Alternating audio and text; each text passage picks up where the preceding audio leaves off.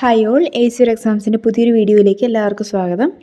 ഇന്ന് ഈ വീഡിയോയിൽ നമ്മൾ ഡിസ്കസ് ചെയ്യാൻ വേണ്ടി പോകുന്ന ടോപ്പിക്ക് ഫ്രീ കൺസെൻറ്റ് എന്ന ടോപ്പിക്കാണ്.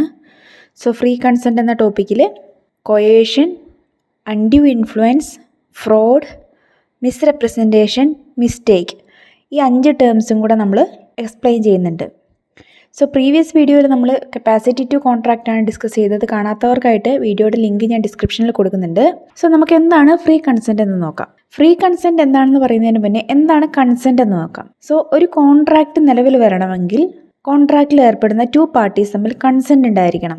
Okay, section 13 of the act defines consent as 2 or more persons are said to consent when they agree upon the same thing in the same sense. അതായത് 2 അതിലധികം ആൾക്കാർ തമ്മിൽ കൺസെൻ്റ് ആണ് എന്ന് പറയണമെങ്കിൽ അവരൊരു കാര്യത്തെ ഒരുപോലെ അംഗീകരിച്ചിരിക്കണം, അല്ലെങ്കിൽ ഒരു കാര്യത്തെ ഒരുപോലെ മനസ്സിലാക്കി സമ്മതം പറഞ്ഞിരിക്കണം. അതിനെയാണ് എന്ത് പറയുക? കൺസെൻ്റ് എന്ന് പറയുക. ഒരു കോൺട്രാക്റ്റിൽ കോൺട്രാക്റ്റിൽ ഏർപ്പെടുന്ന പാർട്ടീസ് തമ്മിൽ ഫ്രീ കൺസെൻറ്റ് ഉണ്ടെങ്കിൽ മാത്രമേ ആ കോൺട്രാക്റ്റ് വാലിഡ് ആണെന്ന് പറയാൻ വേണ്ടി പറ്റുള്ളൂ. കൺസെൻറ്റ് ഉണ്ടായാൽ പോരാ, ഫ്രീ കൺസെൻറ്റ് ആയിരിക്കണം. ഇനി എന്താണ് ഫ്രീ കൺസെൻറ്റ് എന്ന് നോക്കാം. Free consent is the real consent which is required to make valid contract. ഒരു വാലിഡ് ആയിട്ടുള്ള കോൺട്രാക്റ്റ് ഉണ്ടാകാൻ വേണ്ടിയിട്ട് വേണ്ട അടിസ്ഥാനമായിട്ടുള്ള ഒരു കാര്യമാണ് ഫ്രീ കൺസെൻറ്റ് എന്ന് പറയുന്നത്. Okay, section 14 of the contract act says consent is said to be free when it is not caused by coercion, undue influence, fraud, misrepresentation or mistake. Okay, അതായത് contract ആക്ടിൻ്റെ section 14 പറയുന്നത് എങ്ങനെയാണ്? ഒരു consent free consent ആവണമെങ്കിൽ ആ കൺസെൻറ്റിൽ ഈ പറയുന്ന കാര്യങ്ങളൊന്നും ഉണ്ടാവാൻ വേണ്ടി പാടില്ല. ഈ പറയുന്ന കാര്യങ്ങളിൽ ഒരെണ്ണം പോലും ഉണ്ടാവാൻ വേണ്ടി പാടില്ല. കൊയേഷൻ ഉണ്ടാവാൻ പാടില്ല, അൺഡ്യൂ ഇൻഫ്ലുവൻസ് ഉണ്ടാവാൻ പാടില്ല, ഫ്രോഡ്, മിസ്റെപ്രസെൻറ്റേഷൻ, മിസ്റ്റേക്ക്, ഇതൊന്നുമില്ലാത്ത കൺസെൻറ്റുകളെയാണ് എന്ന് പറയുന്നത് ഫ്രീ കൺസെൻറ്റ് എന്ന് പറയുന്നത്. ഒരു കോൺട്രാക്റ്റ് വാലിഡ് ആവണമെങ്കിൽ പാർട്ടീസ് തമ്മിലുള്ള കൺസെൻറ്റ് ഫ്രീ കൺസെൻറ്റ് ആവുകയും വേണം. ഇനി നമുക്ക് എന്താണ് ഈ പറഞ്ഞിരിക്കുന്ന 5 terms, കൊയേഷൻ, undue influence, fraud, misrepresentation and mistake എന്താണെന്ന് ഡിസ്കസ് ചെയ്യാം. ഫസ്റ്റ് വൺ, കൊയേഷൻ എന്താണെന്ന് നോക്കാം. Coercion is the committing or threatening to commit any act forbidden by Indian Penal Code or the unlawful detaining or threatening to detain any property with the intention of causing any person to enter into an agreement. അതായത് കൊയേഷൻ എന്ന് പറഞ്ഞാൽ നിർബന്ധിക്കുക അല്ലെങ്കിൽ ബലപ്രയോഗം ചെയ്യുക എന്നൊക്കെ പറയുന്ന ഒരു meaning ആണ് കൊയേഷനിൽ വരിക. ഇങ്ങനെ പല രീതിയിലുള്ള നിർബന്ധത്തിലൂടെ ഒരു വ്യക്തിയെ എന്തെങ്കിലും പറഞ്ഞ ബലപ്രയോഗത്തിലൂടെ കരാറിൽ ഏർപ്പെടാൻ വേണ്ടിയിട്ട് നിർബന്ധിക്കുന്നതിനെയാണ് കൊയേഷൻ എന്ന് പറയുന്നത്. ഒന്നെങ്കിൽ ഭീഷണിപ്പെടുത്തിയാവാം, അല്ലെങ്കിൽ IPC സെക്ഷനിൽ വരുന്ന എന്തെങ്കിലും കുറ്റകൃത്യങ്ങൾ ചെയ്യുമെന്ന് പറഞ്ഞിട്ടാവാം, അല്ലെങ്കിൽ അവരുടെ എന്തെങ്കിലും പ്രോപ്പർട്ടിയൊക്കെ അനധികൃതമായി പിടിച്ചു വെച്ചിട്ടൊക്കെ ആവാം. ഇങ്ങനെ ഏതെങ്കിലും രീതിയിൽ ഒരു വ്യക്തിയെ കരാറിൽ ഏർപ്പെടാൻ അല്ലെങ്കിൽ കോൺട്രാക്റ്റിൽ ഏർപ്പെടാൻ നിർബന്ധിപ്പിക്കുന്നുണ്ടെങ്കിൽ അങ്ങനെയുള്ളതിനെയാണ് കൊയേഷൻ എന്ന് പറയുന്നത്. ഒരു എക്സാമ്പിൾ പറയാനാണെങ്കിൽ, ഒരു വ്യക്തിയോട് ഈ കോൺട്രാക്റ്റിൽ സൈൻ ചെയ്തിട്ടില്ലെങ്കിൽ നിനക്കെതിരെ കള്ളക്കേസ് കൊടുക്കുമെന്ന് പറയാം, അല്ലെങ്കിൽ ഒരു വ്യക്തിയുടെ പ്രോപ്പർട്ടിയുടെ രേഖകൾ എന്തെങ്കിലും കൈവശപ്പെടുത്തി വെച്ചിട്ട് ഭീഷണിപ്പെടുത്തി കോൺട്രാക്റ്റിൽ ഏർപ്പെടാൻ നിർബന്ധിപ്പിക്കുക, ഇതൊക്കെ കൊയേഷൻ്റെ എക്സാമ്പിൾസാണ്. ഓക്കെ, ടോട്ടലായിട്ട് പറയാനാണെങ്കിൽ ഈ IPC സെക്ഷൻ പ്രകാരം ശിക്ഷ ലഭിക്കാവുന്ന പ്രവൃത്തികൾ ചെയ്യുമെന്ന് ഭീഷണിപ്പെടുത്തുന്നത്, അതുപോലെ തന്നെ മറ്റുള്ളവരുടെ സ്വത്തുക്കൾ അനധികൃതമായി പിടിച്ചു വയ്ക്കുന്നത്, ഇങ്ങനെ പല കാര്യങ്ങളിലൂടെ ആൾക്കാരെ കോൺട്രാക്റ്റിൽ ഏർപ്പെടാൻ വേണ്ടി നിർബന്ധിപ്പിക്കുന്നത്, ഇതിനെയാണ് നമ്മൾ കൊയേഷൻ എന്ന് പറയുന്നത്. ഒരു എഗ്രിമെൻറ്റിൽ കൊയേഷനിലൂടെയാണ് കൺസെൻറ്റ് ചെയ്തിരിക്കുന്നതെങ്കിൽ, അല്ലെങ്കിൽ ഒരു എഗ്രിമെൻറ്റിൽ പാർട്ടീസ് ഏർപ്പെട്ടിരിക്കുന്നത് കൊയേഷനിലൂടെയാണ്, അല്ലെങ്കിൽ ആരെങ്കിലും നിർബന്ധിച്ചിട്ടാണെങ്കിൽ അതൊരു വാലിഡ് കോൺട്രാക്റ്റ് ആയിട്ട് മാറില്ല. ഓക്കെ, നെക്സ്റ്റ് വൺ ആണ് അൺഡ്യൂ ഇൻഫ്ലുവൻസ്. അൺഡ്യൂ ഇൻഫ്ലുവൻസ് എന്ന് പറഞ്ഞാൽ section 16 defines undue influence as a contract is said to be induced by undue influence where the relation subsisting between the parties are such that one of the parties is in a position to dominate the will of the other and uses that position to obtain an unfair advantage over other. Okay, അതായത് undue influence എന്ന് വെച്ചാൽ ഒരു വ്യക്തി മറ്റൊരാളുടെ മേൽ സ്വാധീനം ചെലുത്തി കോൺട്രാക്റ്റിൽ ഏർപ്പെടുന്ന സിറ്റുവേഷൻസ്. ആ ഒരു റിലേഷൻ എന്ന് പറയാനാണെങ്കിൽ ദാറ്റ് ഈസ് 2 പേഴ്സൺസ് കോൺട്രാക്റ്റിൽ ഏർപ്പെടുമ്പം ഒരാളൊരു ഡോമിനേറ്റിംഗ് പൊസിഷനിലായിരിക്കണം. അതായത് ഒരാൾക്ക് മറ്റുള്ളവരെ സ്വാധീനിക്കാനുള്ള കഴിവുണ്ടാകുന്ന ആ ഒരു പൊസിഷനിലാണെങ്കിൽ ആ ഒരു സ്വാധീനം യൂസ് ചെയ്തിട്ടാണ് ഓപ്പോസിറ്റ് പാർട്ടി എന്താണ് കോൺട്രാക്റ്റിൽ ഏർപ്പെട്ടിട്ടുണ്ടെങ്കിൽ അതിനെയാണ് അൺഡ്യൂ ഇൻഫ്ലുവൻസ് എന്ന് പറയുന്നത്. ഓക്കെ, ഒരു എക്സാമ്പിൾ പറയാനാണെങ്കിൽ പാരൻ്റ് ആൻഡ് ചൈൽഡ്, അല്ലെങ്കിൽ ടീച്ചർ ആൻഡ് സ്റ്റുഡൻറ്റ്, ഇതൊക്കെ ഈ ഡോമിനേറ്റിംഗ് പൊസിഷനിലുള്ള പാർട്ടീസിൻ്റെ എക്സാമ്പിളാണ്. Okay, as per the above definition the essential ingredients of undue influence ഈ ഡെഫിനിഷൻ പ്രകാരം ഒരു അൺഡ്യൂ ഇൻഫ്ലുവൻസ് നടക്കണമെങ്കിൽ the relation existing between the parties in such that one of them is in a position to dominate the will of the other party. അതായത് 2 parties ഉണ്ടെങ്കിൽ ഒരു പാർട്ടിക്ക് മറ്റൊരു പാർട്ടിയുടെ എടുക്കുന്ന തീരുമാനത്തിൽ അധികാരമുണ്ട്, അല്ലെങ്കിൽ അയാളെ ഇൻഫ്ലുവൻസ് ചെയ്യാനുള്ള അധികാരമുള്ള രീതിയിലുള്ള പൊസിഷനിലായിരിക്കും, ഒരു സുപ്പീരിയർ പൊസിഷനിലായിരിക്കും ഒരു പാർട്ടി ഉണ്ടാവേണ്ടത്. And the dominant party has used that position and has taken an unfair advantage of the other party. എന്താണ്, ഈ സുപ്പീരിയർ സിറ്റുവേഷനിലുള്ള ആ പാർട്ടി അല്ലെങ്കിൽ ഡോമിനൻ്റ് ആയിട്ടുള്ള ആ പാർട്ടി അയാളുടെ ആ പൊസിഷൻ യൂസ് ചെയ്തുകൊണ്ട് മറ്റുള്ളവരുടെ മേൽ അഡ്വാൻറ്റേജ് എടുക്കുകയോ then so that the fact of undue influence arise when both the above characteristics occur simultaneously. ഈ 2 കാര്യങ്ങളും വന്നിട്ടുണ്ടെങ്കിൽ മാത്രമാണ് undue influence എന്ന് പറയുന്നത്. ദാറ്റ് ഈസ് ഒരു സുപ്പീരിയർ ആയിട്ടുള്ള ഒരാൾ ഇൻഫീരിയർ ആയിട്ടുള്ള മേളിൽ സ്വാധീനം ചെലുത്തി അയാളുടെ സ്വാധീനം ചെലുത്തൽ കൊണ്ട് മാത്രം ഒരു കോൺട്രാക്റ്റിൽ ഏർപ്പെട്ടിട്ടുണ്ടെങ്കിൽ അങ്ങനെയുള്ളതിനെയാണ് അൺഡ്യൂ ഇൻഫ്ലുവൻസ് എന്ന് പറയുക. നെക്സ്റ്റ് വൺ ആണ് fraud. Fraud means intentional or willful representation of fact.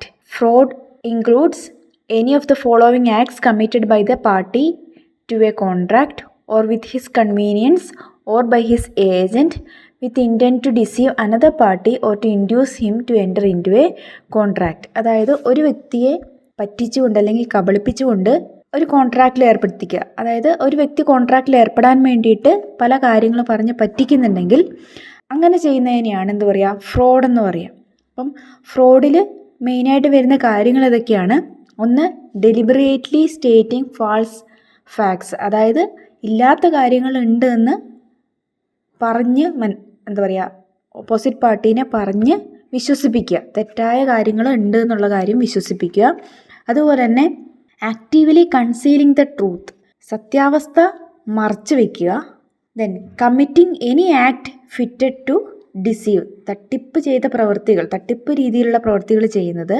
Then making a promise without the intention of performing it, അതായത് ഒരു കാര്യം ചെയ്യാമെന്ന് പറയുന്നു പക്ഷെ അവരിത് ചെയ്യാനായിട്ട് ഉദ്ദേശമേ ഇല്ല, അന്യായമായിട്ടുള്ള വാഗ്ദാനങ്ങൾ, അതായത് ആവശ്യമില്ലാത്ത വാഗ്ദാനങ്ങളൊക്കെ കൊടുക്കുന്നത്.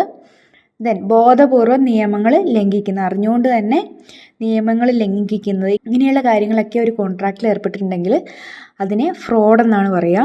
ഒരു എക്സാമ്പിൾ പറയാനായിട്ടാണെങ്കിൽ നമ്മൾ കാറൊക്കെ വിൽക്കുന്ന സമയത്ത് അതെന്തെങ്കിലും പ്രീവിയസ്ലി ആക്സിഡൻറ്റിലൊക്കെ ഏർപ്പെട്ടിട്ടുണ്ടെങ്കിൽ അത് മറച്ചു വെച്ച് വിൽക്കാൻ വേണ്ടി ശ്രമിക്കുന്നത്, അല്ലെങ്കിൽ ഒരു കമ്പനി ഷെയർസ് ഇഷ്യൂ ചെയ്തിട്ട് ഷെയർസ് പർച്ചേസ് ചെയ്യാൻ വേണ്ടി അവരെ ഇൻവൈറ്റ് ചെയ്യുമ്പോൾ ഇല്ലാത്ത പ്രോഫിറ്റ് കമ്പനിക്ക് ഉണ്ട് എന്നൊക്കെ കൂട്ടിക്കാണിക്കുന്നത്, ഇതൊക്കെ ഫ്രോഡിൻ്റെ ചില എക്സാമ്പിൾസ് ആണ്. നെക്സ്റ്റ് വൺ ആണ് മിസ്റെപ്രസെൻറ്റേഷൻ.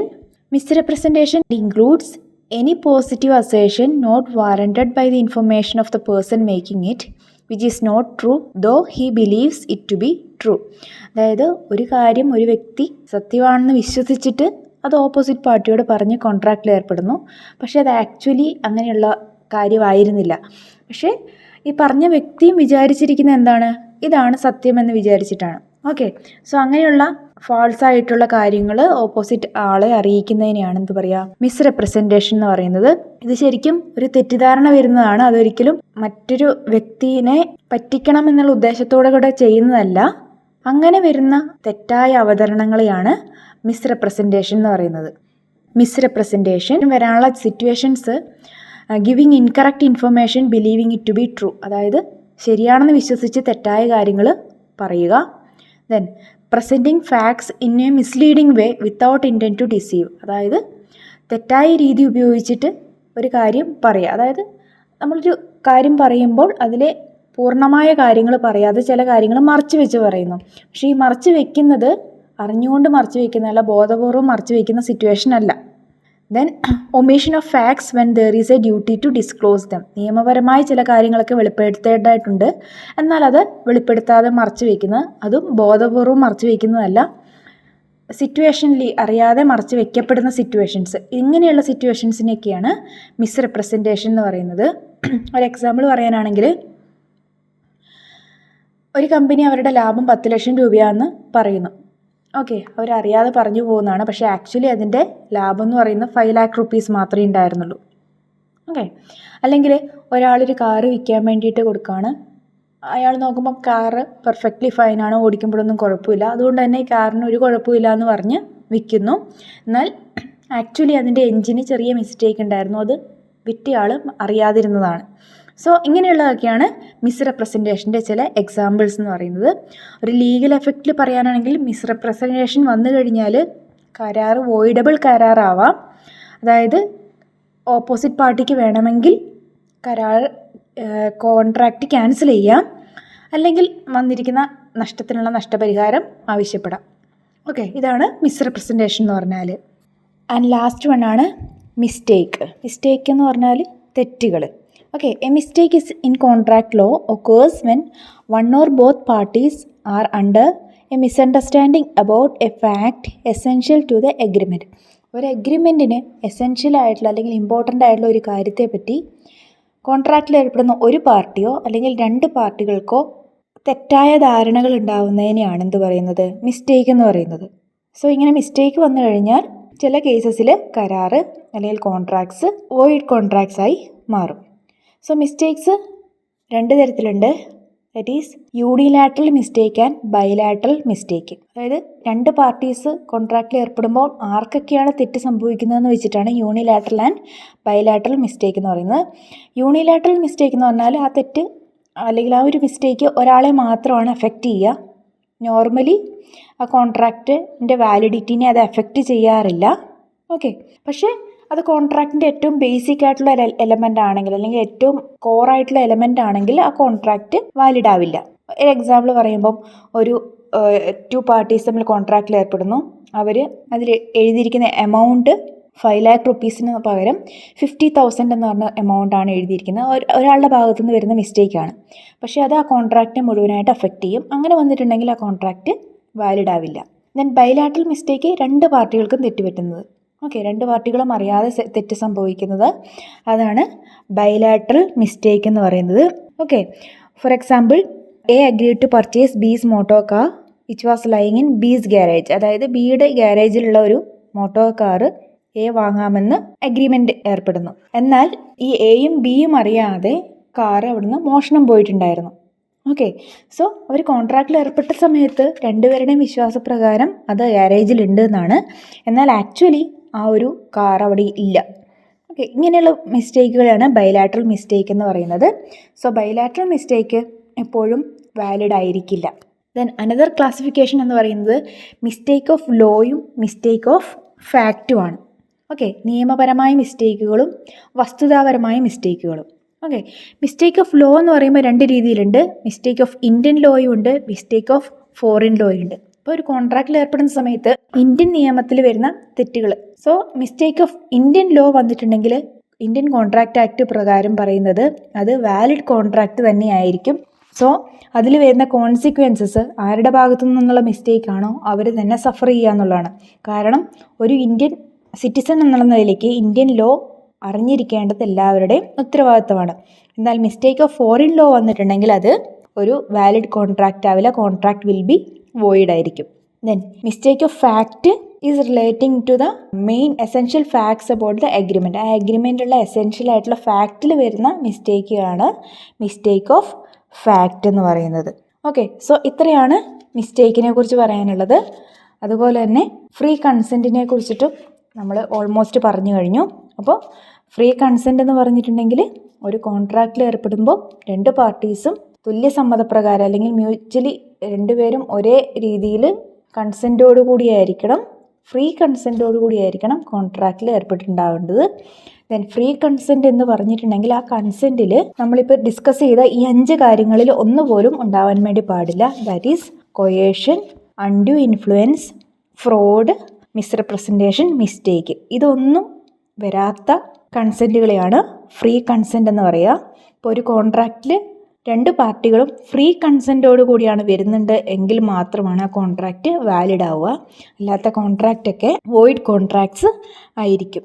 സോ അതാണ് ഫ്രീ കൺസെൻറ്റ് എന്ന ചാപ്റ്ററിൽ നമുക്ക് നോക്കാനുള്ളത്. എല്ലാവർക്കും മനസ്സിലായെന്ന് വിചാരിക്കുന്നു. എൻ്റെ വീഡിയോസ് നിങ്ങൾക്ക് ഇഷ്ടമാകുന്നുണ്ടെങ്കിൽ ലൈക്ക് ചെയ്യുക, അതുപോലെ തന്നെ ചാനൽ മറക്കാതെ സബ്സ്ക്രൈബ് ചെയ്യുകയും കൂടി ചെയ്യാം. താങ്ക്